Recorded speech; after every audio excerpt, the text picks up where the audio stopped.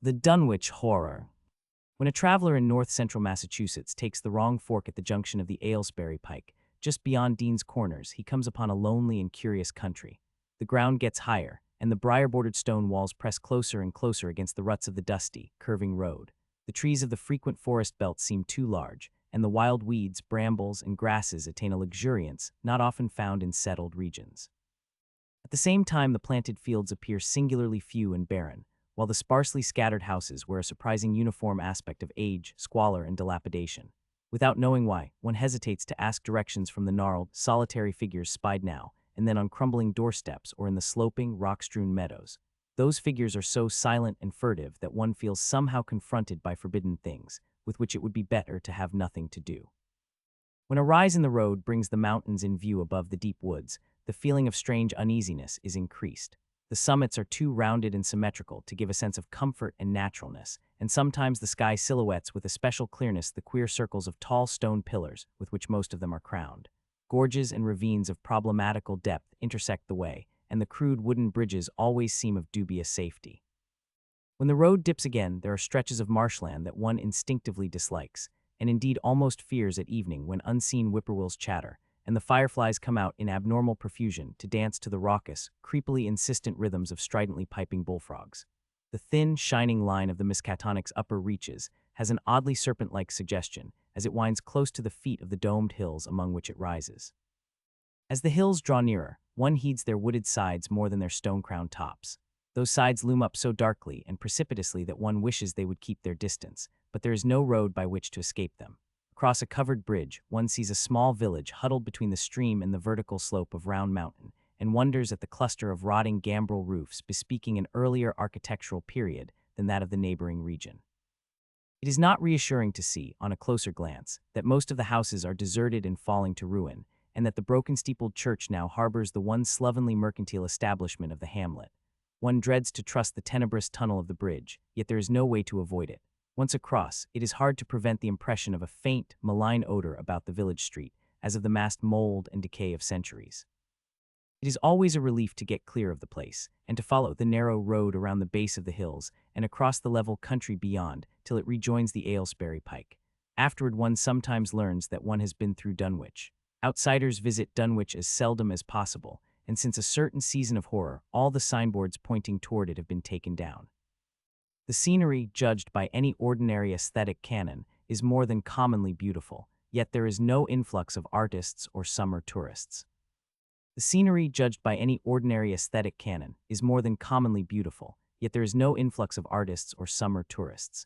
2 centuries ago, when talk of witch blood, Satan worship, and strange forest presences was not laughed at, it was the custom to give reasons for avoiding the locality.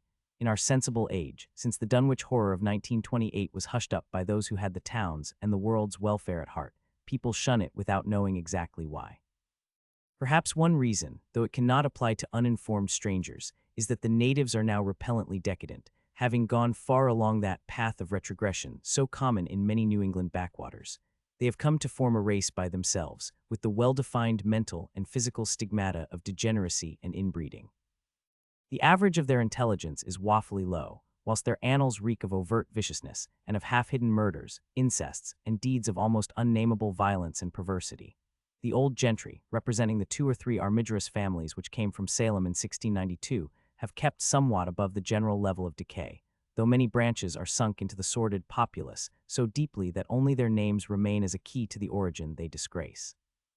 Some of the Whateleys and bishops still send their eldest sons to Harvard and Miskatonic, though those sons seldom return to the moldering gambrel roofs under which they and their ancestors were born. No one, even those who have the facts concerning the recent horror, can say just what is the matter with Dunwich, though old legends speak of unhallowed rites and conclaves of the Indians, amidst which they called forbidden shapes of shadow out of the great rounded hills, and made wild orgiastic prayers that were answered by loud crackings and rumblings from the ground below. In 1747, the Reverend Abijah Whateley, newly come to the Congregational Church at Dunwich Village, preached a memorable sermon on the close presence of Satan and his imps, in which he said, "It must be allowed that these blasphemies of an infernal train of demons are matters of too common knowledge to be denied. The cursed voices of Azazel and Buzrael, of Beelzebub and Belial, being heard from underground by above a score of credible witnesses now living.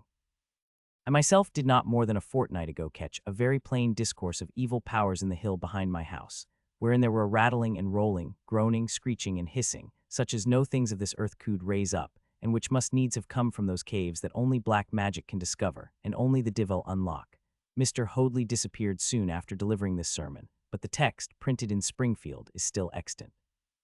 Noises in the hills continued to be reported from year to year, and still form a puzzle to geologists and physiographers.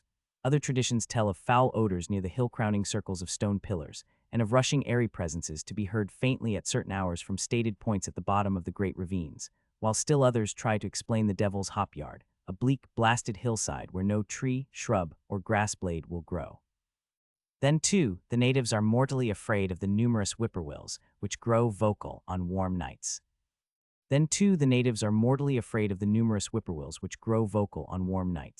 It is vowed that the birds are psychopomps lying in wait for the souls of the dying, and that they time their eerie cries in unison with the sufferer's struggling breath.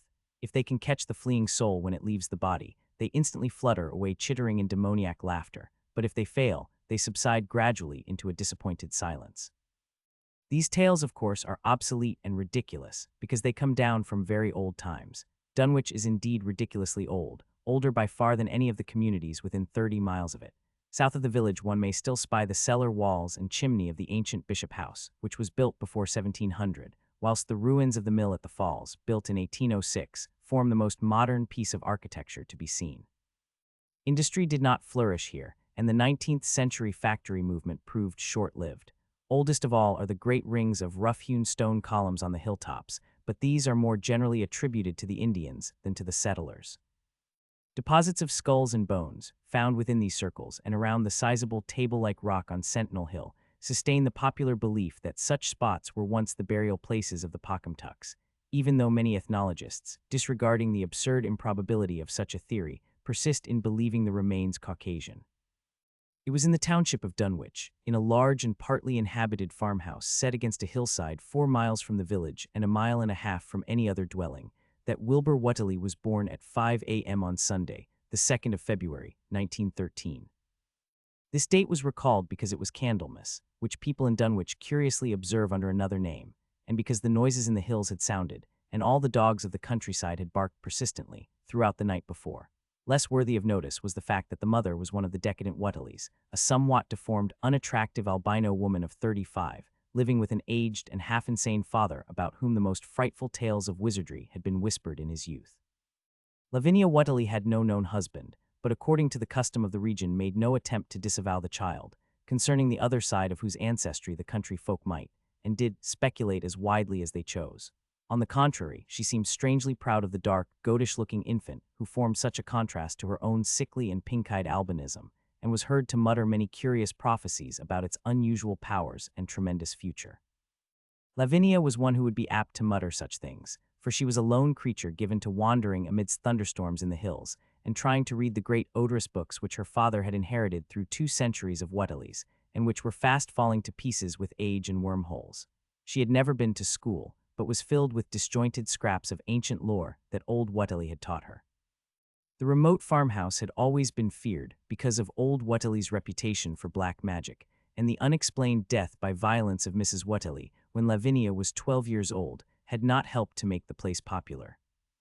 The remote farmhouse had always been feared because of old Whateley's reputation for black magic, and the unexplained death by violence of Mrs. Whateley, when Lavinia was 12 years old, had not helped to make the place popular. Isolated among strange influences, Lavinia was fond of wild and grandiose daydreams and singular occupations, nor was her leisure much taken up by household cares in a home from which all standards of order and cleanliness had long since disappeared. There was a hideous screaming which echoed above even the hill noises, and the dogs barking on the night Wilbur was born, but no known doctor or midwife presided at his coming. Neighbors knew nothing of him till a week afterward, when old Whateley drove his sleigh through the snow into Dunwich village and discoursed incoherently to the group of loungers at Osborne's general store. There seemed to be a change in the old man, an added element of furtiveness in the clouded brain, which subtly transformed him from an object to a subject of fear, though he was not one to be perturbed by any common family event. Amidst it all he showed some trace of the pride later noticed in his daughter, and what he said of the child's paternity was remembered by many of his hearers years afterward. I don't care what folks think. If Laviny's boy looked like his pa, he wouldn't look like nothin' ye expect. You needn't think the only folks is the folks hereabouts. Laviny's read some, and has seed some things the most ye only tell a bayat. I calculate her man is as good a husband as ye can find this side of Aylesbury, and if ye knowed as much about the hills as I do, you wouldn't ask no better church weddin' nor hern. Let me tell ye suthin, some day you folks'll hear a child Laviny's callin' its father's name on the top Sentinel Hill.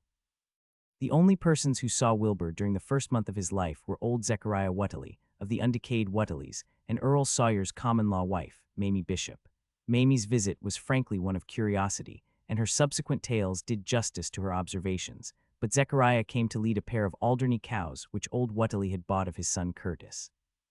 This marked the beginning of a course of cattle buying on the part of small Wilbur's family, which ended only in 1928, when the Dunwich horror came and went. Yet at no time did the ramshackle Whateley barn seem overcrowded with livestock. There came a period when people were curious enough to steal up and count the herd that grazed precariously on the steep hillside above the old farmhouse, and they could never find more than 10 or 12 anemic, bloodless-looking specimens. Evidently some blight or distemper, perhaps sprung from the unwholesome pasturage or the diseased fungi and timbers of the filthy barn, caused a heavy mortality amongst the Whateley animals. Odd wounds or sores, having something of the aspect of incisions, seemed to afflict the visible cattle, and once or twice during the earlier months certain callers fancied they could discern similar sores about the throats of the gray, unshaven old man and his slatternly, crinkly-haired albino daughter. In the spring after Wilbur's birth, Lavinia resumed her customary rambles in the hills, bearing in her misproportioned arms the swarthy child. In the spring after Wilbur's birth, Lavinia resumed her customary rambles in the hills, bearing in her misproportioned arms the swarthy child. Public interest in the Whateleys subsided after most of the country folk had seen the baby, and no one bothered to comment on the swift development which that newcomer seemed every day to exhibit. Wilbur's growth was indeed phenomenal, for within 3 months of his birth he had attained a size and muscular power not usually found in infants under a full year of age. His motions and even his vocal sounds showed a restraint and deliberateness highly peculiar in an infant, and no one was really unprepared when, at 7 months, he began to walk unassisted, with falterings which another month was sufficient to remove. It was somewhat after this time, on Hallowe'en, that a great blaze was seen at midnight on the top of Sentinel Hill, where the old table-like stone stands amidst its tumulus of ancient bones. Considerable talk was started when Silas Bishop, of the undecayed bishops, mentioned having seen the boy running sturdily up that hill ahead of his mother about an hour before the blaze was remarked. Silas was rounding up a stray heifer, but he nearly forgot his mission when he fleetingly spied the 2 figures in the dim light of his lantern. They darted almost noiselessly through the underbrush, and the astonished watcher seemed to think they were entirely unclothed. Afterward he could not be sure about the boy, who may have had some kind of a fringed belt and a pair of dark blue trunks or trousers on. Wilbur was never subsequently seen alive and conscious without complete and tightly buttoned attire, the disarrangement or threatened disarrangement of which always seemed to fill him with anger and alarm. His contrast with his squalid mother and grandfather in this respect was thought very notable, until the horror of 1928 suggested the most valid of reasons. The next January gossips were mildly interested in the fact that Laviny's black brat had commenced to talk, and at the age of only 11 months. His speech was somewhat remarkable both because of its difference from the ordinary accents of the region, and because it displayed a freedom from infantile lisping of which many children of 3 or 4 might well be proud. The boy was not talkative, yet when he spoke he seemed to reflect some elusive element wholly unpossessed by Dunwich and its denizens. The strangeness did not reside in what he said, or even in the simple idioms he used, but seemed vaguely linked with his intonation or with the internal organs that produced the spoken sounds. His facial aspect, too, was remarkable for its maturity, for though he shared his mother's and grandfather's chinlessness, his firm and precociously shaped nose united with the expression on his large, dark, almost Latin eyes to give him an air of quasi-adulthood and well-nigh preternatural intelligence. He was, however, exceedingly ugly despite his appearance of brilliancy, there being something almost goatish or animalistic about his thick lips, large-pored, yellowish skin, coarse crinkly hair, and oddly elongated ears. He was soon disliked even more decidedly than his mother and grandsire, and all conjectures about him were spiced with references to the bygone magic of old Whateley, and how the hills once shook when he shrieked the dreadful name of Yog-Sothoth in the midst of a circle of stones with a great book open in his arms before him. He was soon disliked even more decidedly than his mother and grandsire, and all conjectures about him were spiced with references to the bygone magic of old Whateley, and how the hills once shook when he shrieked the dreadful name of Yog-Sothoth in the midst of a circle of stones with a great book open in his arms before him. Dogs abhorred the boy, and he was always obliged to take various defensive measures against their barking menace. Meanwhile, old Whateley continued to buy cattle without measurably increasing the size of his herd. He also cut timber and began to repair the unused parts of his house, a spacious, peak-roofed affair whose rear end was buried entirely in the rocky hillside, and whose 3 least-ruined ground-floor rooms had always been sufficient for himself and his daughter. There must have been prodigious reserves of strength in the old man to enable him to accomplish so much hard labor, and though he still babbled dementedly at times, his carpentry seemed to show the effects of sound calculation. It had really begun as soon as Wilbur was born, when one of the many tool sheds had been put suddenly in order, clapboarded, and fitted with a stout fresh lock. Now, in restoring the abandoned upper story of the house, he was a no less thorough craftsman. His mania showed itself only in his tight boarding up of all the windows in the reclaimed section, though many declared that it was a crazy thing to bother with the reclamation at all. Less inexplicable was his fitting up of another downstairs room for his new grandson, a room which several callers saw, though no one was ever admitted to the closely boarded upper story. This chamber he lined with tall, firm shelving, along which he began gradually to arrange, in apparently careful order, all the rotting ancient books and parts of books which during his own day had been heaped promiscuously in odd corners of the various rooms. "I made some use of 'em," he would say as he tried to mend a torn black-letter page with paste prepared on the rusty kitchen stove, but the boys fittin' to make better use of 'em. He'd order hev 'em as well sot as he kin, for they're goin' to be all of his larnin'. When Wilbur was a year and 7 months old, in September of 1914, his size and accomplishments were almost alarming. He had grown as large as a child of 4, and was a fluent and incredibly intelligent talker. He ran freely about the fields and hills, and accompanied his mother on all her wanderings. At home he would pore diligently over the queer pictures and charts in his grandfather's books, while old Whateley would instruct and catechize him through long, hushed afternoons. By this time the restoration of the house was finished, and those who watched it wondered why one of the upper windows had been made into a solid plank door. It was a window in the rear of the east gable end, close against the hill, and no one could imagine why a cleated wooden runway was built up to it from the ground. About the period of this work's completion, people noticed that the old tool house, tightly locked and windowlessly clapboarded since Wilbur's birth, had been abandoned again. About the period of this work's completion, people noticed that the old tool house, tightly locked and windowlessly clapboarded since Wilbur's birth, had been abandoned again. The door swung listlessly open, and when Earl Sawyer once stepped within after a cattle-selling call on old Whateley, he was quite discomposed by the singular odor he encountered. Such a stench, he averred, as he had never before smelt in all his life except near the Indian circles on the hills, and which could not come from anything sane or of this earth. But then, the homes and sheds of Dunwich folk have never been remarkable for olfactory immaculateness. The following months were void of visible events, save that everyone swore to a slow but steady increase in the mysterious hill noises. On May Eve of 1915, there were tremors which even the Aylesbury people felt, whilst the following Halloween produced an underground rumbling queerly synchronized with bursts of flame, than which Whateley's doin's, from the summit of Sentinel Hill. Wilbur was growing up uncannily, so that he looked like a boy of 10 as he entered his 4th year. He read avidly by himself now, but talked much less than formerly. A settled taciturnity was absorbing him, and for the first time people began to speak specifically of the dawning look of evil in his goatish face. He would sometimes mutter an unfamiliar jargon, and chant in bizarre rhythms which chilled the listener with a sense of unexplainable terror. The aversion displayed toward him by dogs had now become a matter of wide remark, and he was obliged to carry a pistol in order to traverse the countryside in safety. His occasional use of the weapon did not enhance his popularity amongst the owners of canine guardians. The few callers at the house would often find Lavinia alone on the ground floor, while odd cries and footsteps resounded in the boarded-up 2nd story. She would never tell what her father and the boy were doing up there, though once she turned pale and displayed an abnormal degree of fear when a jocose fish peddler tried the locked door leading to the stairway. That peddler told the store loungers at Dunwich Village that he thought he heard a horse stamping on that floor above. The loungers reflected, thinking of the door and runway, and of the cattle that so swiftly disappeared. Then they shuddered as they recalled tales of old Whateley's youth, and of the strange things that are called out of the earth when a bullock is sacrificed at the proper time to certain heathen gods. It had for some time been noticed that dogs had begun to hate and fear the whole Whateley place as violently as they hated and feared young Wilbur personally. In 1917 the war came, and Squire Sawyer Whateley, as chairman of the local draft board, had hard work finding a quota of young Dunwich men fit even to be sent to a development camp. The government, alarmed at such signs of wholesale regional decadence, sent several officers and medical experts to investigate, conducting a survey which New England newspaper readers may still recall.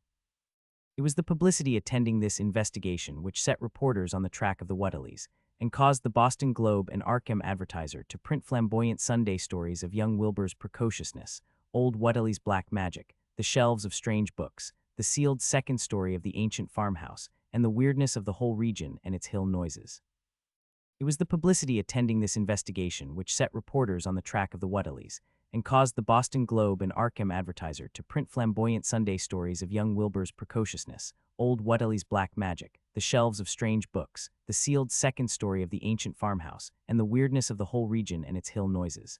Wilbur was 4.5 then, and looked like a lad of 15. His lip and cheek were fuzzy with a coarse dark down, and his voice had begun to break. Earl Sawyer went out to the Whateley place with both sets of reporters and cameramen, and called their attention to the queer stench which now seemed to trickle down from the sealed upper spaces. It was, he said, exactly like a smell he had found in the toolshed abandoned when the house was finally repaired, and like the faint odors which he sometimes thought he caught near the stone circles on the mountains. Dunwich folk read the stories when they appeared, and grinned over the obvious mistakes. They wondered, too, why the writers made so much of the fact that old Whateley always paid for his cattle in gold pieces of extremely ancient date. The Whateleys had received their visitors with ill-concealed distaste, though they did not dare court further publicity by a violent resistance or refusal to talk. For a decade, the annals of the Whateleys sink indistinguishably into the general life of a morbid community used to their queer ways and hardened to their May Eve and All-Hallow orgies. Twice a year, they would light fires on the top of Sentinel Hill, at which times the mountain rumblings would recur with greater and greater violence, while at all seasons there were strange and portentous doings at the lonely farmhouse. In the course of time, callers professed to hear sounds in the sealed upper story, even when all the family were downstairs, and they wondered how swiftly or how lingeringly a cow or bullock was usually sacrificed. There was talk of a complaint to the Society for the Prevention of Cruelty to Animals, but nothing ever came of it, since Dunwich folk are never anxious to call the outside world's attention to themselves. About 1923, when Wilbur was a boy of 10 whose mind, voice, stature, and bearded face gave all the impressions of maturity, a second great siege of carpentry went on at the old house. It was all inside the sealed upper part, and from bits of discarded lumber people concluded that the youth and his grandfather had knocked out all the partitions and even removed the attic floor, leaving only one vast open void between the ground story and the peaked roof.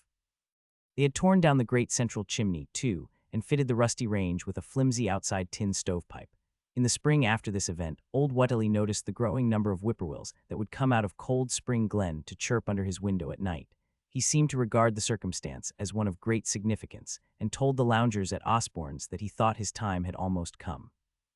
"They whistle jest in tune with my breath in naow," he said, "and I guess they're gittin' ready to catch my soul. They know it's a-goin' aira and dunt calc'late to miss it.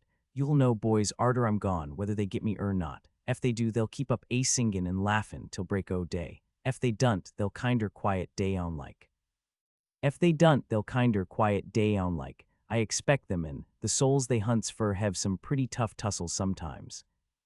On Lammas night, 1924, Dr. Houghton of Aylesbury was hastily summoned by Wilbur Whateley, who had lashed his one remaining horse through the darkness, and telephoned from Osborne's in the village. He found old Whateley in a very grave state, with a cardiac action and stertorous breathing that told of an end not far off. The shapeless albino daughter and oddly bearded grandson stood by the bedside, whilst from the vacant abyss overhead there came a disquieting suggestion of rhythmical surging or lapping, as of the waves on some level beach. The doctor, though, was chiefly disturbed by the chattering night birds outside, a seemingly limitless legion of whippoorwills that cried their endless message in repetitions timed diabolically to the wheezing gasps of the dying man. It was uncanny and unnatural, too much, thought Dr. Houghton, like the whole of the region he had entered so reluctantly in response to the urgent call. Toward 1 o'clock old Whateley gained consciousness and interrupted his wheezing to choke out a few words to his grandson.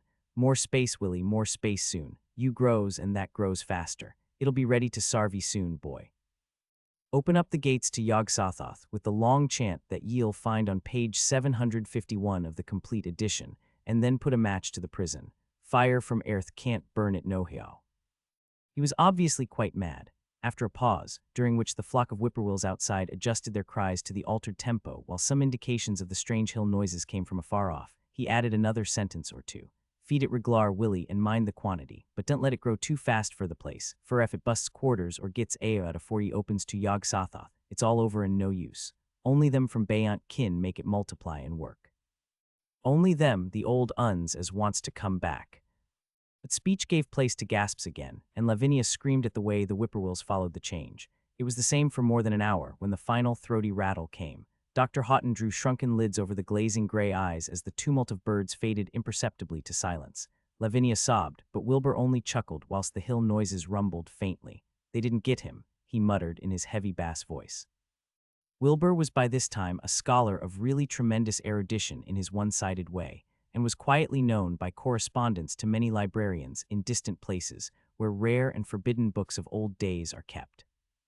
He was more and more hated and dreaded around Dunwich because of certain youthful disappearances which suspicion laid vaguely at his door, but was always able to silence inquiry through fear or through use of that fund of old-time gold which still, as in his grandfather's time, went forth regularly and increasingly for cattle buying. He was now tremendously mature of aspect, and his height, having reached the normal adult limit, seemed inclined to wax beyond that figure. In 1925, when a scholarly correspondent from Miskatonic University called upon him one day and departed pale and puzzled, he was fully 6 3/4 feet tall. In 1925, when a scholarly correspondent from Miskatonic University called upon him one day and departed pale and puzzled, he was fully 6 3/4 feet tall. Through all the years, Wilbur had treated his half-deformed albino mother with a growing contempt, finally forbidding her to go to the hills with him on May Eve and Hallowmas, and in 1926 the poor creature complained to Mamie Bishop of being afraid of him. "They's more a bear at him as I knows than I kin tell ye, Mamie," she said, "and nowadays they's more nor what I know myself. I vay out afore God, I don't know what he wants nor what he's a-tryin' to do." That Hallow and the hill noises sounded louder than ever, and fire burned on Sentinel Hill as usual, but people paid more attention to the rhythmical screaming of vast flocks of unnaturally belated whippoorwills, which seemed to be assembled near the unlighted Whateley farmhouse. After midnight, their shrill notes burst into a kind of pandemoniac cachinnation which filled all the countryside, and not until dawn did they finally quiet down. Then they vanished, hurrying southward where they were fully a month overdue. What this meant, no one could quite be certain till later. None of the countryfolk seemed to have died, but poor Lavinia Whateley, the twisted albino, was never seen again. In the summer of 1927, Wilbur repaired 2 sheds in the farmyard and began moving his books and effects out to them.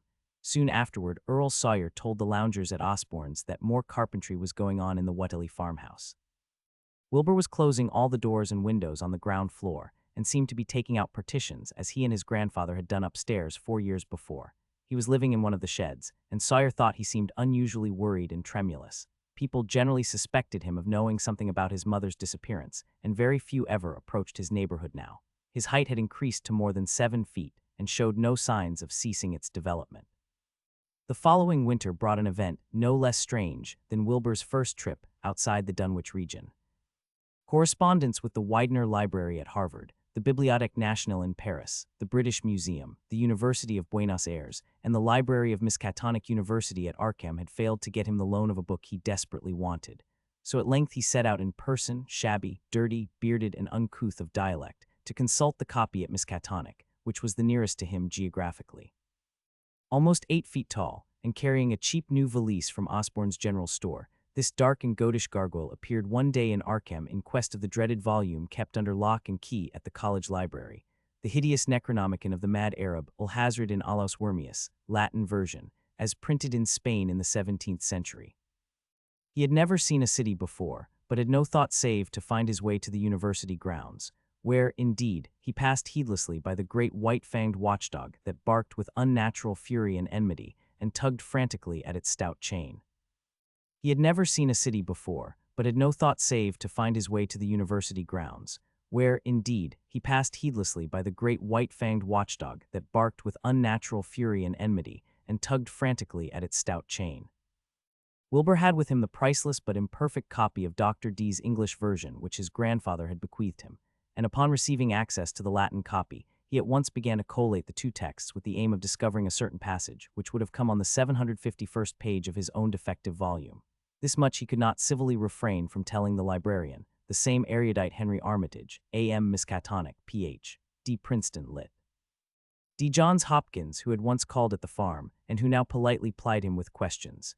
He was looking, he had to admit, for a kind of formula or incantation containing the frightful name Yog-Sothoth, and it puzzled him to find discrepancies, duplications, and ambiguities, which made the matter of determination far from easy.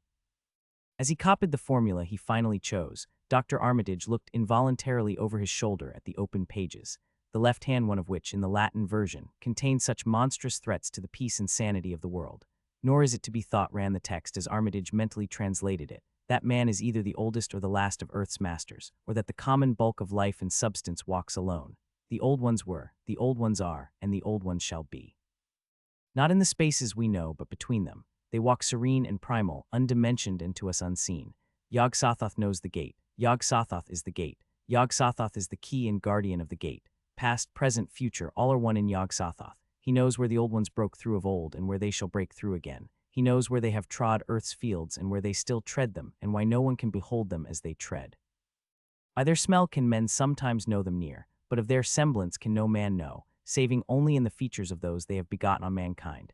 And of those are there many sorts, differing in likeness from man's truest eidolon to that shape without sight or substance which is they. They walk unseen and foul in lonely places where the words have been spoken, and the rites howled through at their seasons. The wind gibbers with their voices, and the earth mutters with their consciousness. They bend the forest and crush the city, yet may not forest or city behold the hand that smites. Cadath in the cold waste hath known them, and what man knows Cadath? The ice desert of the south and the sunken isles of ocean hold stones whereon their seal is engraven, but who hath seen the deep frozen city or the sealed tower long garlanded with seaweed and barnacles? Great Cthulhu is their cousin, yet can he spy them only dimly. Ea Shub-Niggurath, as a foulness shall ye know them. Their hand is at your throats, yet ye see them not, and their habitation is even one with your guarded threshold. Yog-Sothoth is the key to the gate, whereby the spheres meet. Man rules now where they ruled once. They shall soon rule where man rules now. After summer is winter, and after winter summer. They wait patient and potent, for here shall they reign again. They wait patient and potent, for here shall they reign again. Dr. Armitage, associating what he was reading with what he had heard of Dunwich and its brooding presences, and of Wilbur Whateley and his dim, hideous aura that stretched from a dubious birth to a cloud of probable matricide, felt a wave of fright as tangible as a draught of the tomb's cold clamminess. The bent, goatish giant before him seemed like the spawn of another planet or dimension, like something only partly of mankind, and linked to black gulfs of essence and entity that stretch like Titan phantasms, beyond all spheres of force and matter, space and time. Presently Wilbur raised his head and began speaking in that strange, resonant fashion which hinted at sound-producing organs unlike the run of mankind's. "Mr. Armitage," he said, "I calculate I've got to take that book home. They's things in it I've got to try under sartin conditions that I can't get here, and it 'ud be a mortal sin to let a red tape rule hold me up. Let me take it along, sir, and I'll swore they want nobody know the difference. I don't need to tell ye I'll take good care of it. It wa'n't me that put this copy in the shape it is." He stopped as he saw firm denial on the librarian's face, and his own goatish features grew crafty. Armitage, half ready to tell him he might make a copy of what parts he needed, thought suddenly of the possible consequences and checked himself. There was too much responsibility in giving such a being the key to such blasphemous outer spheres. Whateley saw how things stood and tried to answer lightly. "Well, all right, if ye feel that way about it. Maybe Harvard won't be so fussy as you be." And without saying more he rose and strode out of the building, stooping at each doorway. Armitage heard the savage yelping of the great watchdog, and studied Whateley's gorilla-like lope as he crossed the bit of campus visible from the window. He thought of the wild tales he had heard, and recalled the old Sunday stories in the Advertiser, these things, and the lore he had picked up from Dunwich rustics and villagers during his one visit there. Unseen things not of earth, or at least not of tridimensional earth, rushed fetid and horrible through New England's glens, and brooded obscenely on the mountain tops. Of this he had long felt certain. Now he seemed to sense the close presence of some terrible part of the intruding horror, and to glimpse a hellish advance in the black dominion of the ancient and once passive nightmare. He locked away the Necronomicon with a shudder of disgust, but the room still reeked with an unholy and unidentifiable stench. "As a foulness shall ye know them," he quoted. Yes, the odor was the same as that which had sickened him at the Whateley farmhouse less than 3 years before. He thought of Wilbur, goatish and ominous, once again, and laughed mockingly at the village rumors of his parentage. "Inbreeding," Armitage muttered half aloud to himself. "Great God, what simpletons! Show them Arthur Machen's Great God Pan, and they'll think it a common Dunwich scandal. But what cursed shapeless influence on or off this three-dimensioned earth, was Wilbur Whateley's father, born on Candlemas, 9 months after May Eve of 1912, when the talk about the queer earth noises reached clear to Arkham, what walked on the mountains that May night.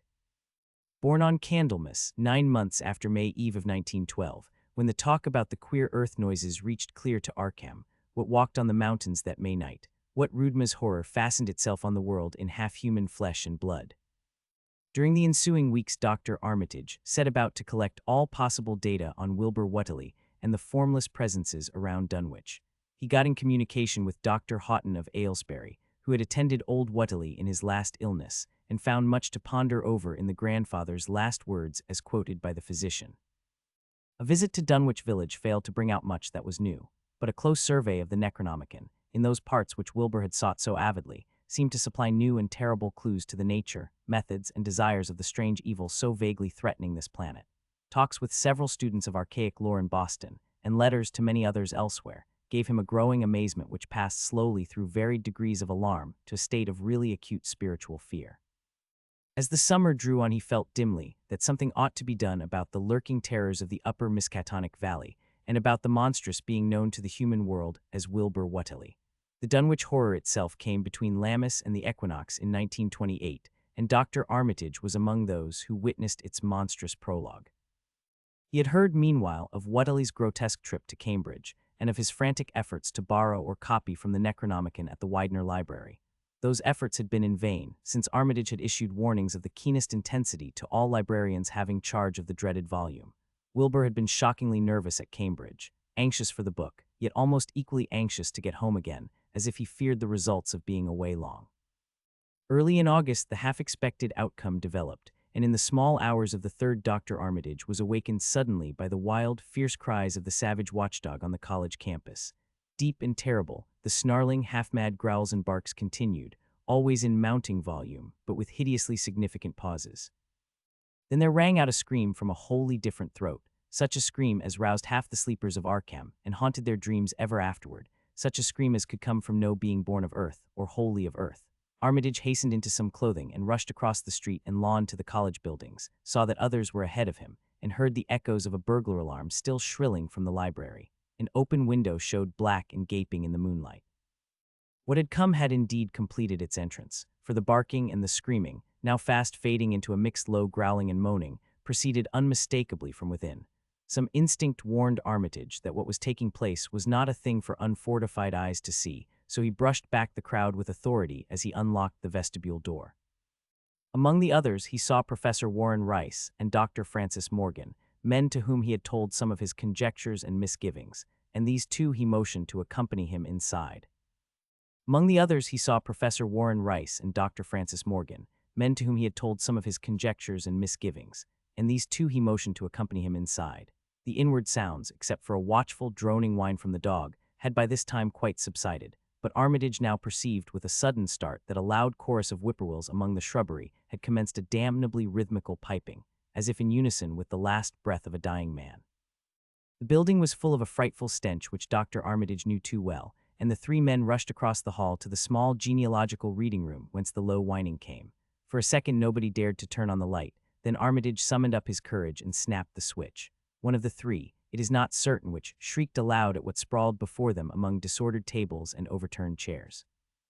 Professor Rice declares that he wholly lost consciousness for an instant, though he did not stumble or fall. The thing that lay half bent on its side in a fetid pool of greenish-yellow ichor and tarry stickiness was almost 9 feet tall, and the dog had torn off all the clothing and some of the skin. It was not quite dead, but twitched silently and spasmodically while its chest heaved in monstrous unison with the mad piping of the expectant whippoorwills outside. Bits of shoe leather and fragments of apparel were scattered about the room, and just inside the window an empty canvas sack lay where it had evidently been thrown. Near the central desk, a revolver had fallen, a dented but undischarged cartridge later explaining why it had not been fired. The thing itself, however, crowded out all other images at the time.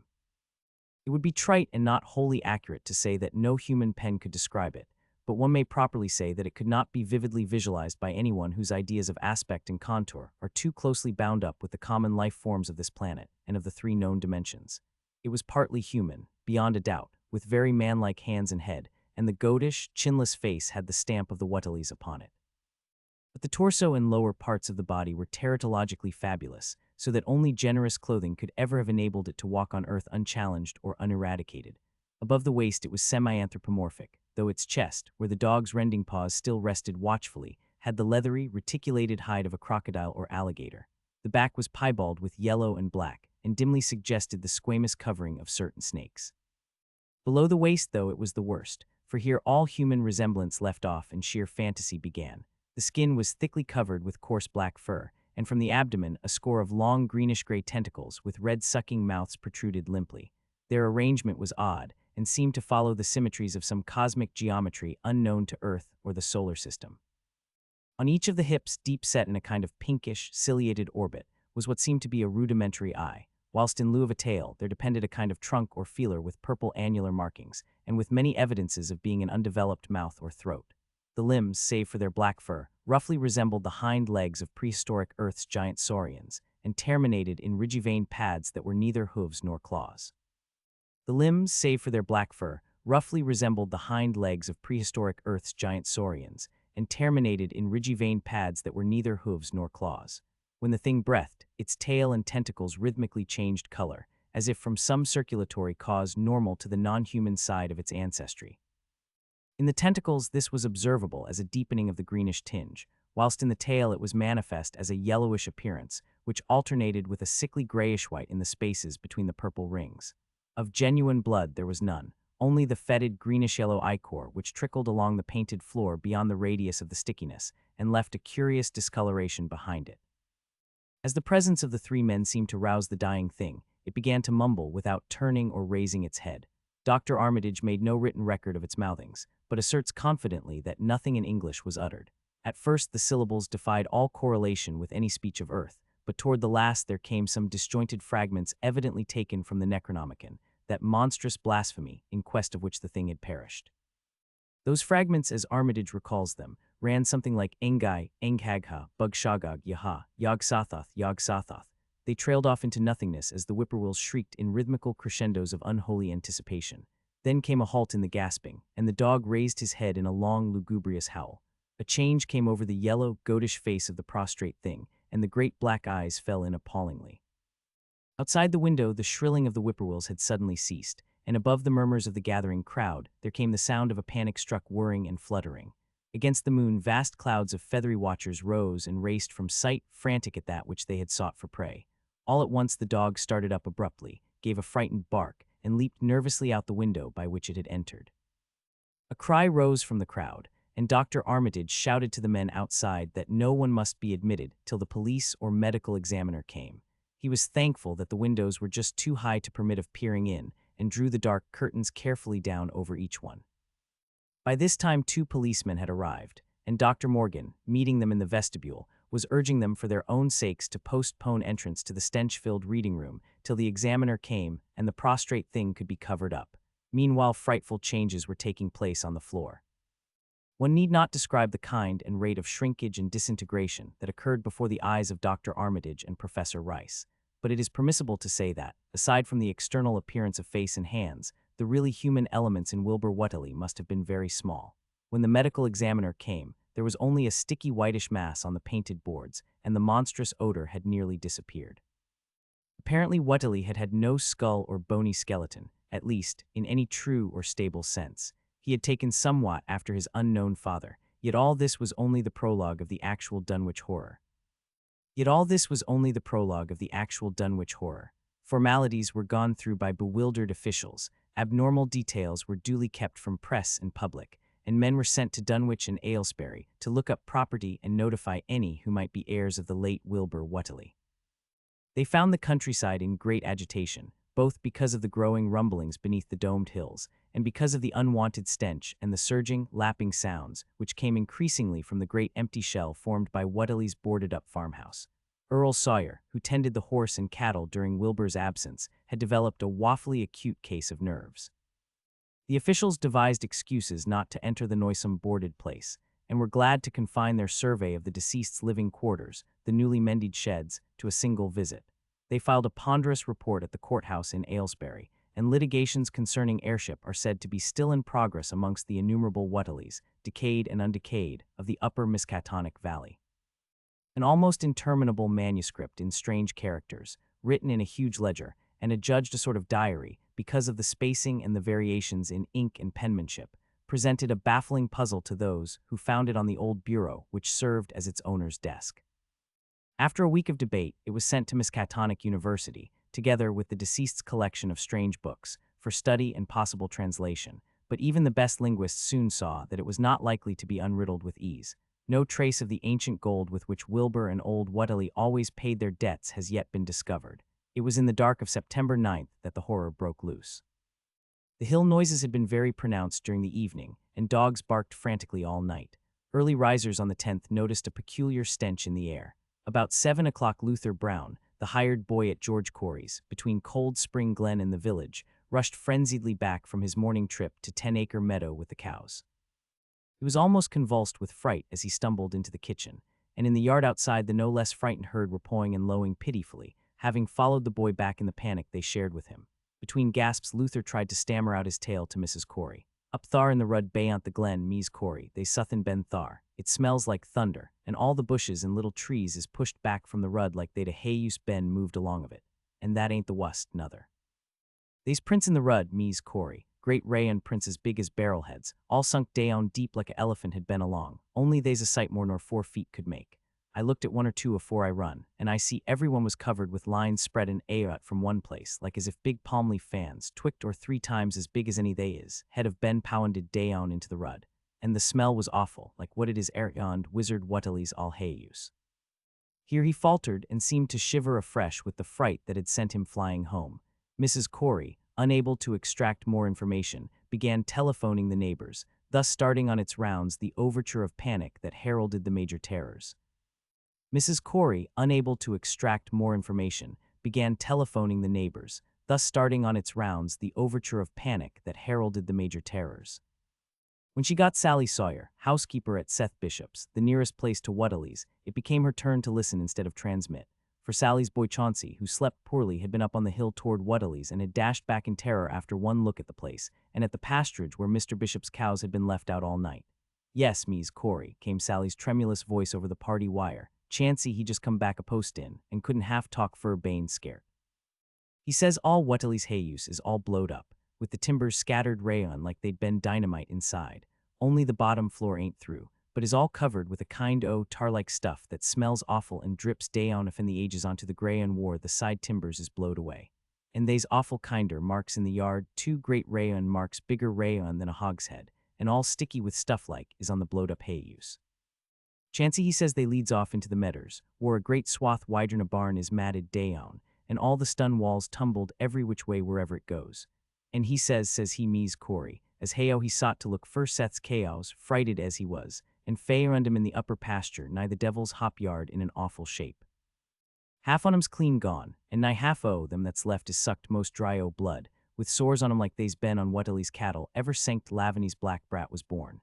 Seth he's gone at now to look at 'em, though Alveo he want keer tur get very nigh wizard Whateley's. Chancey didn't look keerful tur see wore the big matted down swath led arter it left the pasturage, but he says he thinks it piented towards the Glen Rud to the village. I tell ye, Mies Corey, they's suthin abroad as hadn't orter be abroad, and I fur one think that Black Wilbur Whateley, as come to the bad eend he desarved, is at the bottom of the breedin' of it. He wa'n't all human hisself, I alloos says to everybody, and I think he and all Whateley must a raised suthin in that their nailed up hayuses ain't even so human as he was. They's alloos ben unseen things yon Dunwich, livin' things, as ain't human and ain't good fur human folks. The Grayon was a talkin' last night, and towards mornin' Chancey he heard the whippoorwills so laud in Call Spring Glen he couldn't sleep none. Then he thought he heard another faint like sayund over towards Wizard Whateley's, a kinder rippin' or tearin' o' wood like some big box or crate was bane opened fur off. What with this and that, he didn't get to sleep at all till sunup, and no sooner was he up this mornin', but he's got to go over to Whateley's and see what's the matter. He see enough, I tell ye, Mies Corey. This don't me no good, and I think as all the men folks ought to get up a party and do suthin'.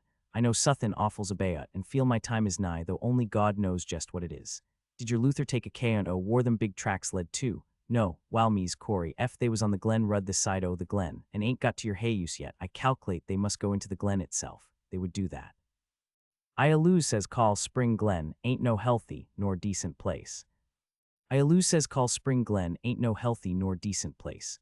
The whippoorwills and fireflies there never did act like they was creators, o God, and they's them as says ye kin hear strange things a rushin, and a talkin in the air day on thar if ye stand in the right place, atween the rock falls and bear's den.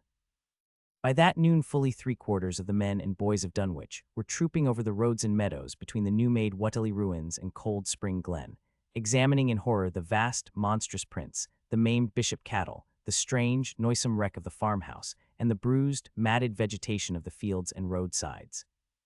Whatever had burst loose upon the world had assuredly gone down into the great sinister ravine, for all the trees on the banks were bent and broken, and a great avenue had been gouged in the precipice-hanging underbrush.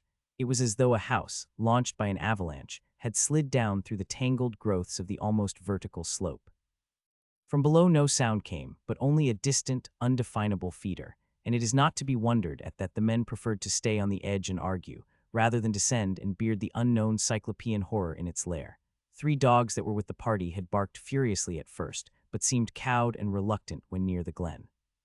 Someone telephoned the news to the Aylesbury Transcript, but the editor, accustomed to wild tales from Dunwich, did no more than concoct a humorous paragraph about it. An item soon afterward read the Associated Press. That night everyone went home, and every house and barn was barricaded as stoutly as possible. Needless to say, no cattle were allowed to remain in open pasturage. About 2 in the morning, a frightful stench and the savage barking of the dogs awakened the household at Elmer Fry's, on the eastern edge of Cold Spring Glen, and all agreed that they could hear a sort of muffled swishing or lapping sound from somewhere outside. Mrs. Fry proposed telephoning the neighbors, and Elmer was about to agree when the noise of splintering would burst in upon their deliberations. It came apparently from the barn, and was quickly followed by a hideous screaming and stamping amongst the cattle. The dogs slavered and crouched close to the feet of the fear-numbed family. Fry lit a lantern through force of habit, but knew it would be death to go out into that black farmyard. The children and the womenfolk whimpered, kept from screaming by some obscure vestigial instinct of defense which told them their lives depended on silence. At last the noise of the cattle subsided to pitiful moaning, and a great snapping, crashing, and crackling ensued. The Frys, huddled together in the sitting room, did not dare to move until the last echoes died away far down in Cold Spring Glen. Then, amidst the dismal moans from the stable and the demoniac piping of late whippoorwills in the glen, Selina Fry tottered to the telephone and spread what news she could of the second phase of the horror.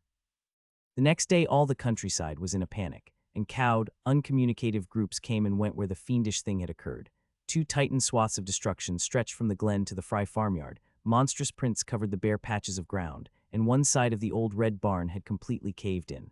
Of the cattle, only about a quarter could be found and identified.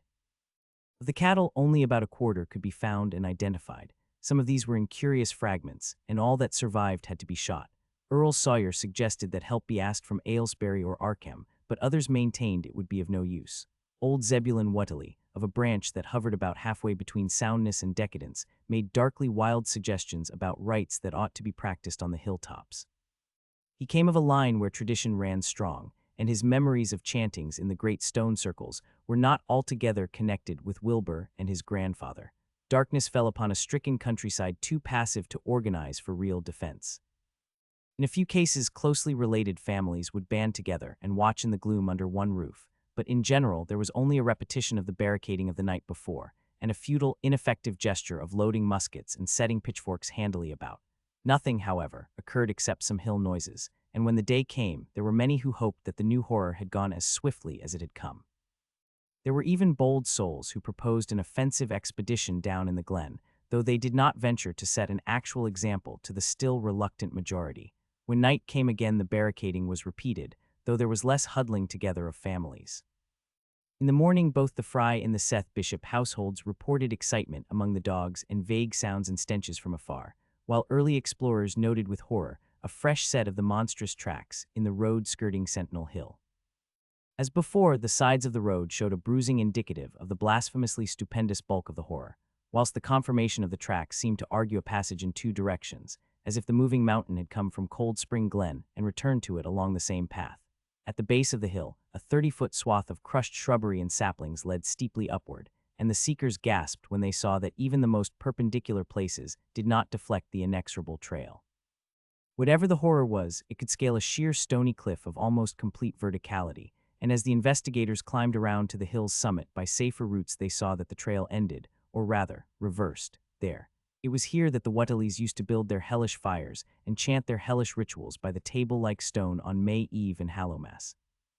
Now that very stone formed the center of a vast space thrashed around by the mountainous horror, whilst upon its slightly concave surface was a thick fetid deposit of the same tarry stickiness observed on the floor of the ruined Whateley farmhouse when the horror escaped.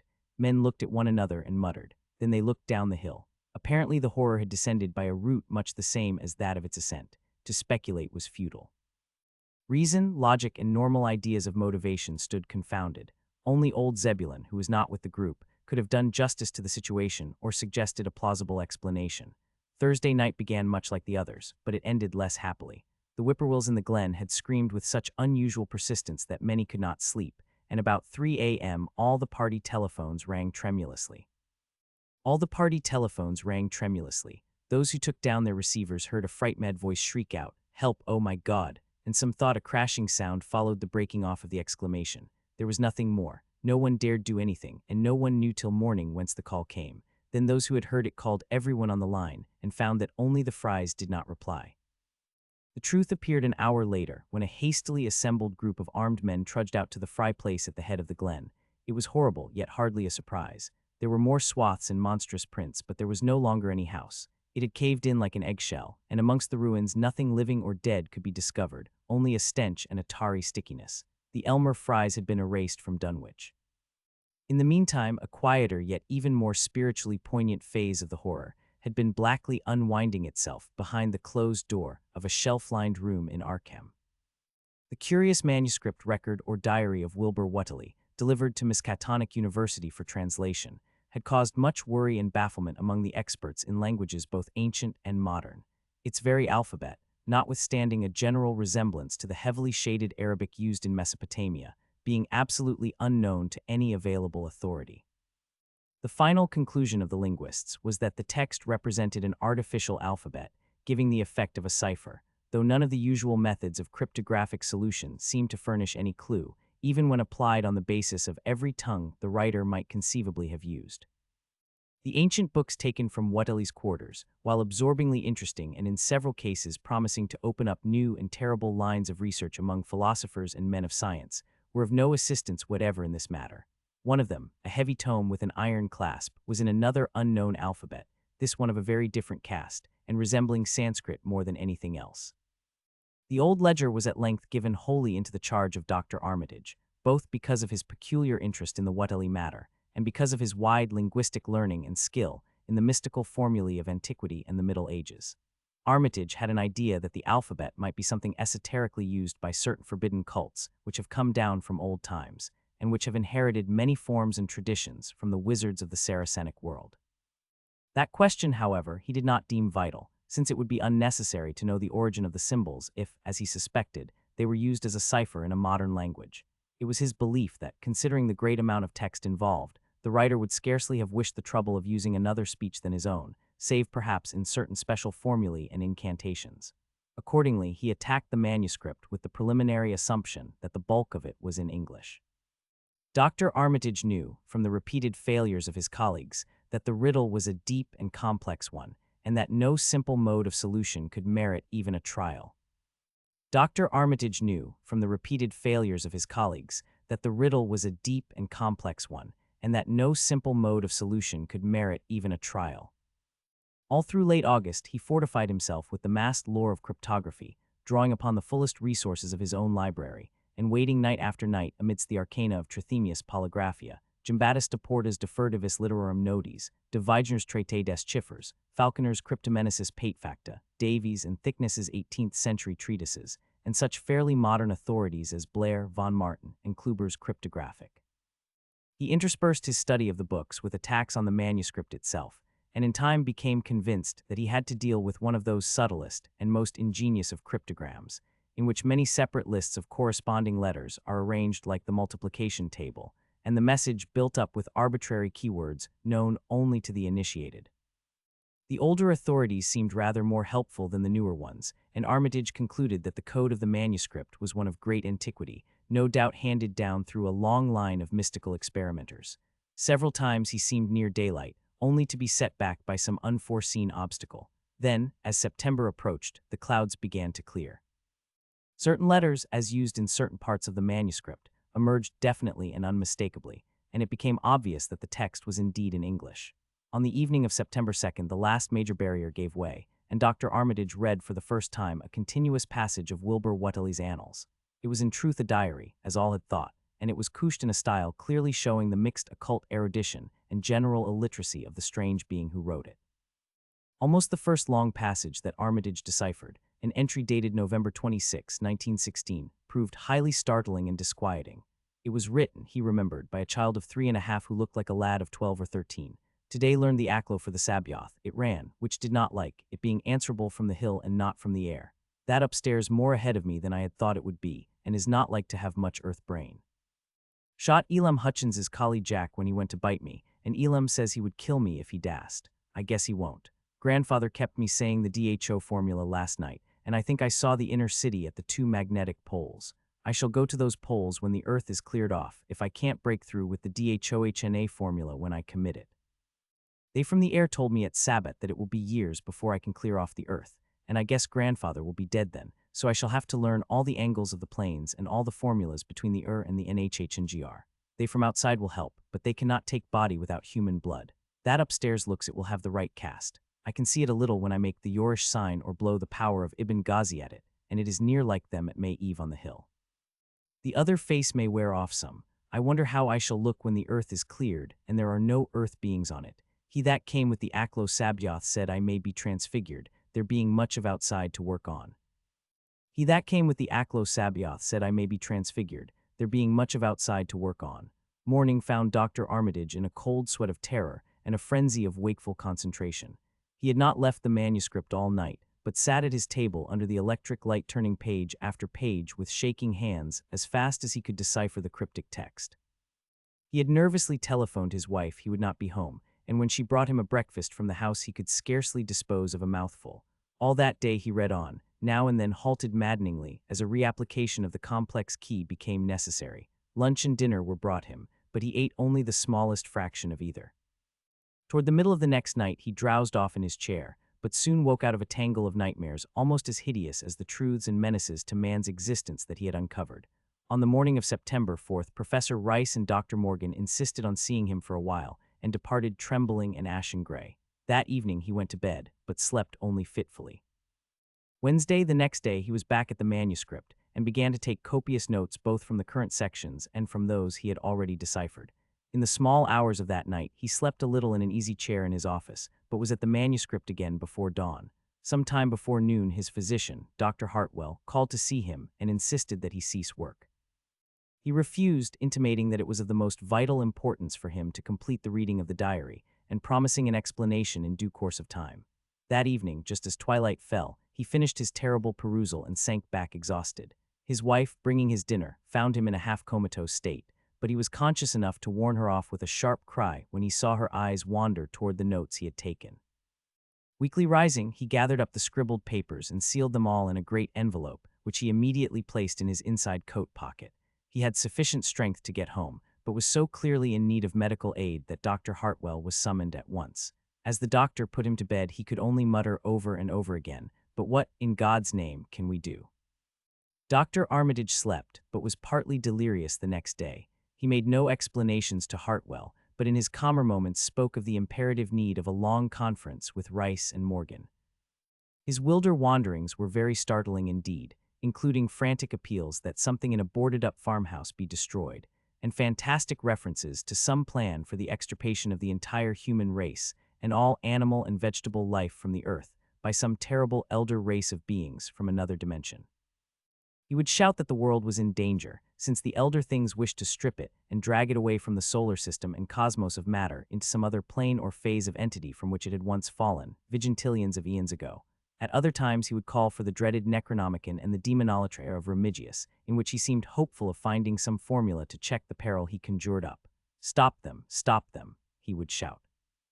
Those Whateleys meant to let them in, and the worst of all is left. Tell Rice and Morgan we must do something. It's a blind business, but I know how to make the powder. Tell Rice and Morgan we must do something. It's a blind business, but I know how to make the powder. It hasn't been fed since the 2nd of August, when Wilbur came here to his death, and at that rate. But Armitage had a sound physique despite his 73 years, and slept off his disorder that night without developing any real fever. He woke late Friday, clear of head, though sober, with a gnawing fear and tremendous sense of responsibility. Saturday afternoon, he felt able to go over to the library and summon Rice and Morgan for a conference, and the rest of that day and evening, the three men tortured their brains in the wildest speculation and the most desperate debate. Strange and terrible books were drawn voluminously from the stacked shelves and from secure places of storage, and diagrams and formulae were copied with feverish haste and in bewildering abundance. Of skepticism there was none. All three had seen the body of Wilbur Whateley as it lay on the floor in a room of that very building, and after that not one of them could feel even slightly inclined to treat the diary as a madman's raving. Opinions were divided as to notifying the Massachusetts State Police, and the negative finally won. There were things involved which simply could not be believed by those who had not seen a sample, as indeed was made clear during certain subsequent investigations. Late at night, the conference disbanded without having developed a definite plan, but all day Sunday Armitage was busy comparing formulae and mixing chemicals obtained from the college laboratory. The more he reflected on the hellish diary, the more he was inclined to doubt the efficacy of any material agent in stamping out the entity which Wilbur Whateley had left behind him, the earth-threatening entity which, unknown to him, was to burst forth in a few hours and become the memorable Dunwich horror. Monday was a repetition of Sunday with Dr. Armitage, for the task in hand required an infinity of research and experiment. Further consultations of the monstrous diary brought about various changes of plan, and he knew that even in the end a large amount of uncertainty must remain. By Tuesday he had a definite line of action mapped out, and believed he would try a trip to Dunwich within a week. Then, on Wednesday, the great shock came. Tucked obscurely away in a corner of the Arkham Advertiser was a facetious little item from the Associated Press, telling what a record-breaking monster the bootleg whiskey of Dunwich had raised up. Armitage, half stunned, could only telephone for Rice and Morgan. Far into the night they discussed, and the next day was a whirlwind of preparation on the part of them all. Armitage knew he would be meddling with terrible powers, yet saw that there was no other way to annul the deeper and more malign meddling which others had done before him. Friday morning Armitage, Rice and Morgan set out by motor for Dunwich, arriving at the village about 1 in the afternoon. The day was pleasant, but even in the brightest sunlight a kind of quiet dread and portent seemed to hover about the strangely domed hills and the deep, shadowy ravines of the stricken region. Now and then on some mountain top, a gaunt circle of stones could be glimpsed against the sky. From the air of hushed fright at Osborne's store, they knew something hideous had happened, and soon learned of the annihilation of the Elmer Fry house and family. From the air of hushed fright at Osborne's store, they knew something hideous had happened, and soon learned of the annihilation of the Elmer Fry house and family. Throughout that afternoon they rode around Dunwich, questioning the natives concerning all that had occurred, and seeing for themselves with rising pangs of horror the drear Fry ruins with their lingering traces of the tarry stickiness, the blasphemous tracks in the Fry yard, the wounded Seth Bishop cattle, and the enormous swaths of disturbed vegetation in various places. The trail up and down Sentinel Hill seemed to Armitage of almost cataclysmic significance, and he looked long at the sinister altar-like stone on the summit. At length the visitors, apprised of a party of state police which had come from Aylesbury that morning in response to the first telephone reports of the Fry tragedy, decided to seek out the officers and compare notes as far as practicable. This, however, they found more easily planned than performed, since no sign of the party could be found in any direction. There had been 5 of them in a car, but now the car stood empty near the ruins in the Fry yard. The natives, all of whom had talked with the policemen, seemed at first as perplexed as Armitage and his companions. Then old Sam Hutchins thought of something and turned pale, nudging Fred far and pointing to the dank, deep hollow that yawned close by. "God," he gasped, "I telled 'em not ter go down into the glen, and I never thought nobody'd do it with them tracks and that smell and the whippoorwills a-screechin' down thar in the dark o' noonday." A cold shudder ran through natives and visitors alike, and every ear seemed strained in a kind of instinctive, unconscious listening. Armitage, now that he had actually come upon the horror and its monstrous work, trembled with the responsibility he felt to be his. Night would soon fall, and it was then that the mountainous blasphemy lumbered upon its eldritch course. Negodium perambulans in tenebris. The old librarian rehearsed the formulae he had memorized, and clutched the paper containing the alternative ones he had not memorized. He saw that his electric flashlight was in working order. Rice, beside him, took from a valise a metal sprayer of the sort used in combating insects, whilst Morgan uncased the big game rifle, on which he relied despite his colleague's warnings that no material weapon would be of help. Armitage, having read the hideous diary, knew painfully well what kind of a manifestation to expect, but he did not add to the fright of the Dunwich people by giving any hints or clues. He hoped that it might be conquered without any revelation to the world of the monstrous thing it had escaped. As the shadows gathered, the natives commenced to disperse homeward, anxious to bar themselves indoors despite the present evidence that all human locks and bolts were useless before a force that could bend trees and crush houses when it chose. They shook their heads at the visitors' plan to stand guard at the Fry ruins near the glen, and as they left, had little expectancy of ever seeing the watchers again. There were rumblings under the hills that night, and the whippoorwills piped threateningly. Once in a while a wind, sweeping up out of Cold Spring Glen, would bring a touch of ineffable fetor to the heavy night air, such a fetor as all three of the watchers had smelled once before, when they stood above a dying thing that had passed for 15 years and a half as a human being. But the looked-for terror did not appear. Whatever was down there in the glen was biding its time, and Armitage told his colleagues it would be suicidal to try to attack it in the dark. Morning came wanly, and the night sounds ceased. It was a gray, bleak day, with now and then a drizzle of rain, and heavier clouds seemed to be piling themselves up beyond the hills to the northwest. The men from Arkham were undecided what to do. Seeking shelter from the increasing rainfall beneath one of the few undestroyed Fry outbuildings, they debated the wisdom of waiting, or of taking the aggressive and going down into the glen in quest of their nameless, monstrous quarry. The downpour waxed in heaviness, and distant peals of thunder sounded from far horizons. Sheet lightning shimmered, and then a forky bolt flashed near at hand, as if descending into the accursed glen itself. Sky grew very dark, and the watchers hoped that the storm would prove a short, sharp one followed by clear weather. It was still gruesomely dark when, not much over an hour later, a confused babel of voices sounded down the road. Another moment brought to view a frightened group of more than a dozen men, running, shouting, and even whimpering hysterically. Someone in the lead began sobbing out words, and the Arkham men started violently when those words developed a coherent form. "Oh my God, my God." The voice choked out, "It's a-goin' agin, and this time by day. It's A-rut and A-movin' this very minute, and only the Lord knows when it'll be on us all." The speaker panted into silence, but another took up his message. "Nigh on a hair ago Zeb Whateley here heard the phone ringin', and it was Mies Corey, George's wife that lives down by the junction. She says the hired boy Luther was driven in the chaos from the storm arter the big bolt, when he see all the trees bendin' at the mouth o' the glen opposite side ter this, and smelt the same awful smell like he smelt when he fay on the big tracks laws Monday mornin'. And he says they was a swishin', lappin' sayond, more nor what the bendin' trees and bushes could make, and all on a sudden the trees along the rud begun ter git pushed one side, and they was a awful stompin' and splashin' in the mud. But mind ye, Luther he didn't see nothin' at all, only jest the bendin' trees and underbrush. Then fur ahead where Bishop's Brook goes under the rud, he heard a awful creakin' and strainin' on the bridge, and says he could tell the sayand would startin' to crack and split. And all the whiles he never see a thing, only them trees and bushes bendin'. And when the swishin' sayand got very fur off, on the rud towards Wizard Whateley's and Sentinel Hill, Luther he had the guts ter step up war he'd heard it fust and look at the greyhound. And when the swishin' sayand got very fur off, on the rud towards Wizard Whateley's and Sentinel Hill, Luther he had the guts ter step up war he'd heard it fust and look at the greyhound. It was all mud and water, and the sky was dark, and the rain was whippin' at all tracks at as fast as could be. But beginnin' at the glen mouth, where the trees bed moved, they was still some them awful prints big as barrels like he seen Monday. At this point the first excited speaker interrupted. "But that ain't the trouble now, that was only the start.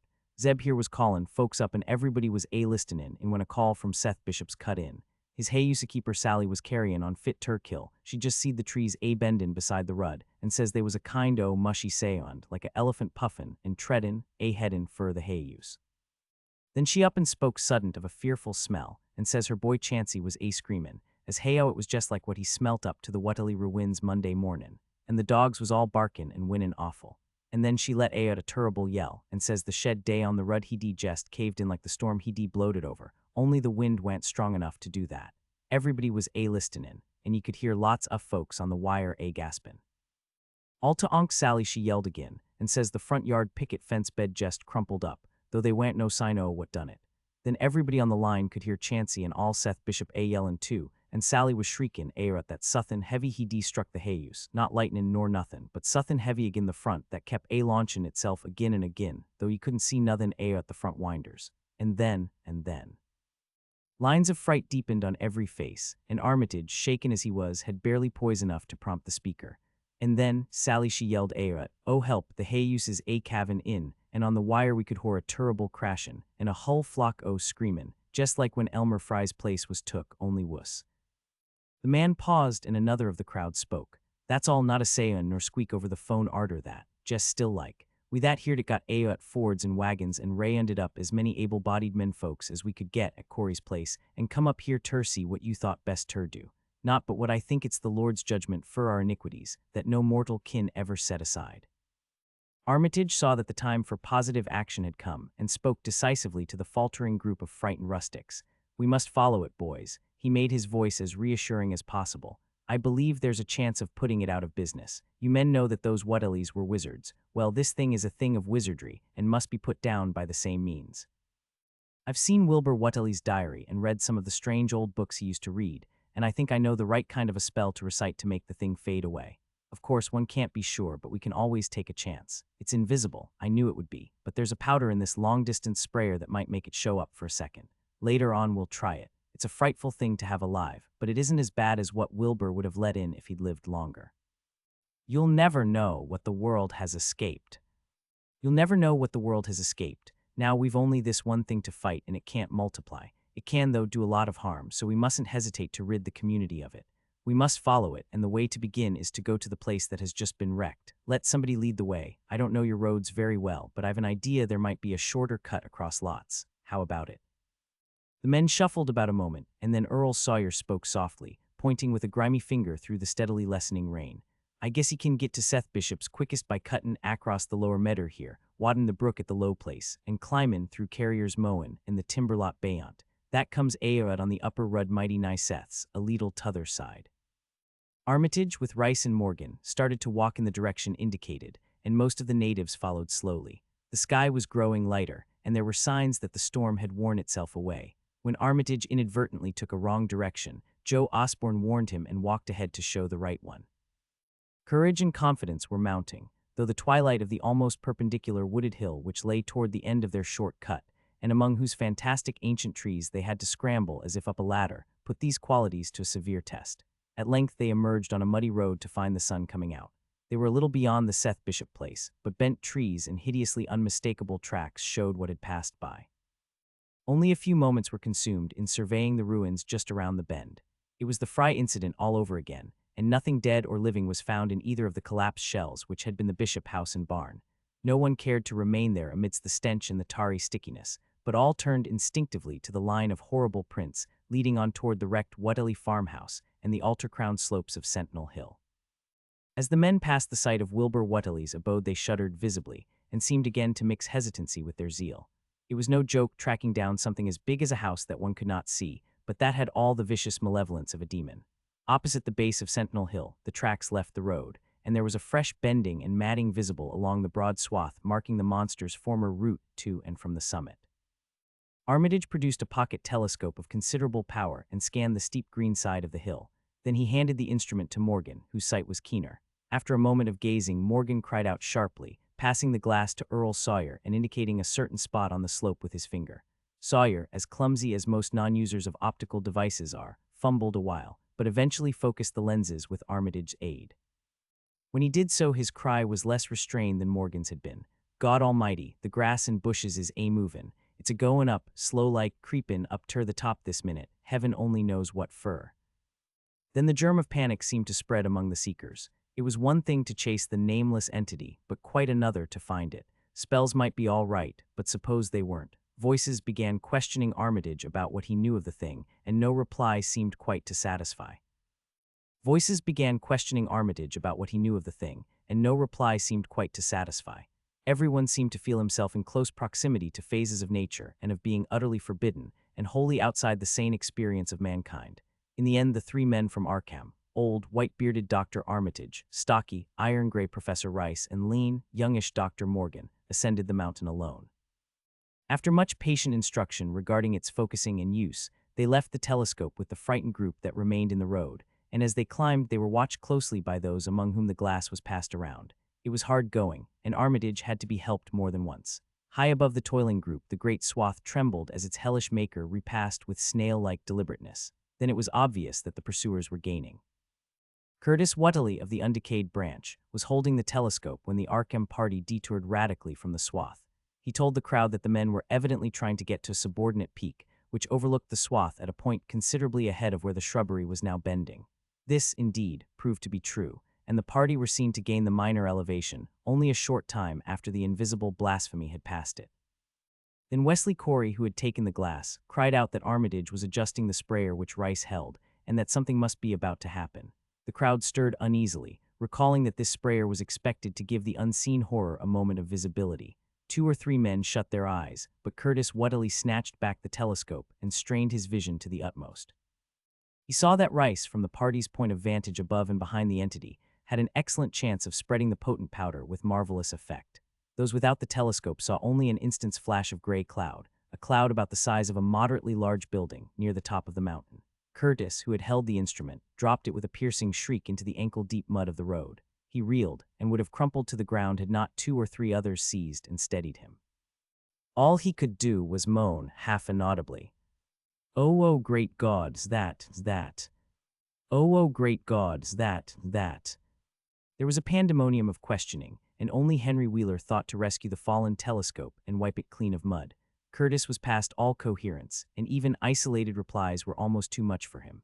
Bigger in a barn, all made o' squirmin' ropes, hull thing sort o' shaped like a hen's egg bigger'n anything, with dozens o' legs like hogsheads that half shut up when they step. Nothin' solid about it, all like jelly, and made o' separate wrigglin' ropes pushed close together, great bulgin' eyes all over it, 10 or 20 mouths or trunks a-stickin' it all along the sides, big as stovepipes, and all a-tossin' and openin' and shuttin', all gray with kinder blue or purple rings, and God in heaven, that half-face on top. This final memory, whatever it was, proved too much for poor Curtis, and he collapsed completely before he could say more. Fred Farr and Will Hutchins carried him to the roadside and laid him on the damp grass. Henry Wheeler, trembling, turned the rescued telescope on the mountain to see what he might.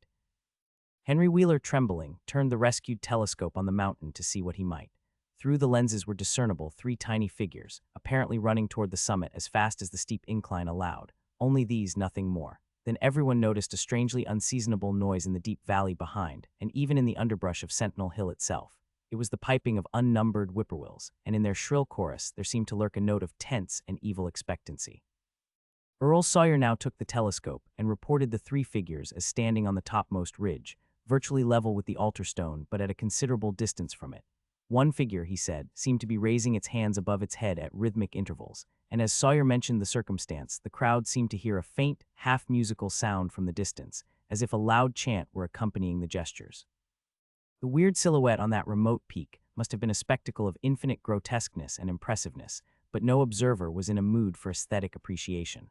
"I guess he's sayin' the spell," whispered Wheeler as he snatched back the telescope. The whippoorwills were piping wildly, and in a singularly curious, irregular rhythm quite unlike that of the visible ritual. Suddenly the sunshine seemed to lessen without the intervention of any discernible cloud. It was a very peculiar phenomenon, and was plainly marked by all. A rumbling sound seemed brewing beneath the hills, mixed strangely with a concordant rumbling which clearly came from the sky. Lightning flashed aloft, and the wondering crowd looked in vain for the portents of storm. The chanting of the men from Arkham now became unmistakable, and Wheeler saw through the glass that they were all raising their arms in the rhythmic incantation. From some farmhouse far away came the frantic barking of dogs. The change in the quality of the daylight increased, and the crowd gazed about the horizon in wonder. A purplish darkness, born of nothing more than a spectral deepening of the sky's blue, pressed down upon the rumbling hills. Then the lightning flashed again, somewhat brighter than before, and the crowd fancied that it had showed a certain mistiness around the altar stone on the distant height. No one, however, had been using the telescope at that instant. The whippoorwills continued their irregular pulsation, and the men of Dunwich braced themselves tensely against some imponderable menace with which the atmosphere seemed surcharged. Without warning came those deep, cracked, raucous vocal sounds which will never leave the memory of the stricken group who heard them. Not from any human throat were they born, for the organs of man can yield no such acoustic perversions. Rather would one have said they came from the pit itself, had not their source been so unmistakably the altar stone on the peak. It is almost erroneous to call them sounds at all, since so much of their ghastly, infrabass timbre spoke to dim seats of consciousness and terror far subtler than the ear, yet one must do so, since their form was indisputably, though vaguely, that of half-articulate words. They were loud as the rumblings and the thunder above which they echoed, yet did they come from no visible being. They were loud, loud as the rumblings and the thunder above which they echoed, yet did they come from no visible being. And because imagination might suggest a conjectural source in the world of non-visible beings, the huddled crowd at the mountain's base huddled still closer, and winced as if in expectation of a blow. Ignai, Ignai, THFLTHKH ha, Yog Sothoth, rang the hideous croaking out of space. Yibthink, H. Angertl. Speaking impulse seemed to falter here, as if some frightful psychic struggle were going on. Henry Wheeler strained his eye at the telescope, but saw only the three grotesquely silhouetted human figures on the peak, all moving their arms furiously in strange gestures as their incantation drew near its culmination. From what black wells of acrontic fear or feeling, from what unplumbed gulfs of extracosmic consciousness or obscure, long-latent heredity, were those half-articulate thundercroakings drawn? Presently they began to gather renewed force and coherence as they grew in stark, utter, ultimate frenzy. Ayaham, ayaya, ngha, ngha, hya, help, help, ff, father, father, wogiasotichoth. But that was all. The pallid group in the road, still reeling at the indisputably English syllables that had poured thickly and thunderously down from the frantic vacancy beside that shocking altar stone, were never to hear such syllables again. Instead, they jumped violently at the terrific report which seemed to rend the hills, the deafening, cataclysmic peal whose source, be it inner earth or sky, no hearer was ever able to place. A single lightning bolt shot from the purple zenith to the altar stone, and a great tidal wave of viewless force and indescribable stench swept down from the hill to all the countryside.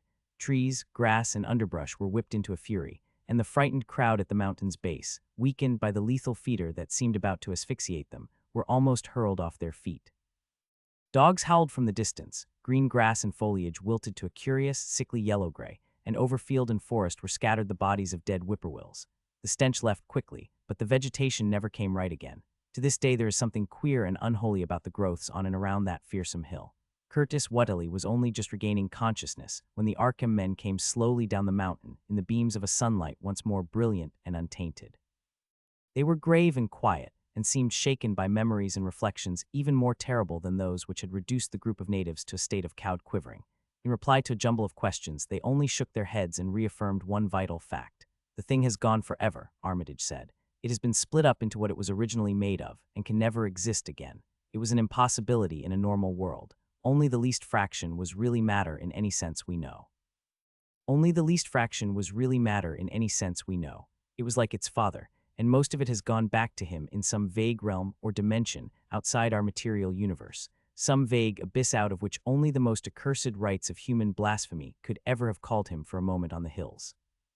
There was a brief silence, and in that pause the scattered senses of poor Curtis Whateley began to knit back into a sort of continuity, so that he put his hands to his head with a moan. Memory seemed to pick itself up where it had left off, and the horror of the sight that had prostrated him burst in upon him again. Oh my God, that half-face on top of it, that face with the red eyes and crinkly albino hair, and no chin like the Whateleys. It was a octopus, centipede, spider kind-o thing, but they was a half-shaped man's face on top of it, and it looked like Wizard Whately's, only it was yards and yards across. He paused exhausted, as the whole group of natives stared in a bewilderment not quite crystallized into fresh terror. Only old Zebulon Whateley, who wanderingly remembered ancient things but who had been silent heretofore, spoke aloud. 15 year gone, he rambled. I heard all Whateley say as hey some day we'd hear a child o' Lavanny's a callin', its father's name on the top o' Sentinel Hill. But Joe Osborne interrupted him to question the Arkham men anew. What was it, anyhow, and however did young Wizard Whateley call it the air it come from? Armitage chose his words carefully. It was mostly a kind of force that doesn't belong in our part of space, a kind of force that acts and grows and shapes itself by other laws than those of our sort of nature. We have no business calling in such things from outside, and only very wicked people and very wicked cults ever try to. There was some of it in Wilbur Whateley himself, enough to make a devil and a precocious monster of him, and to make his passing out a pretty terrible sight. I'm going to burn his accursed diary, and if you men are wise you'll dynamite that altar stone up there, and pull down all the rings of standing stones on the other hills. Things like that brought down the beings those Whateleys were so fond of, the beings they were going to let in tangibly to wipe out the human race and drag the earth off to some nameless place for some nameless purpose. But as to this thing we've just sent back, the Whateleys raised it for a terrible part in the doings that were to come. It grew fast and big from the same reason that Wilbur grew fast and big, but it beat him because it had a greater share of the outsideness in it. You needn't ask how Wilbur called it out of the air. He didn't call it out. It was his twin brother, but it looked more like the father than he did.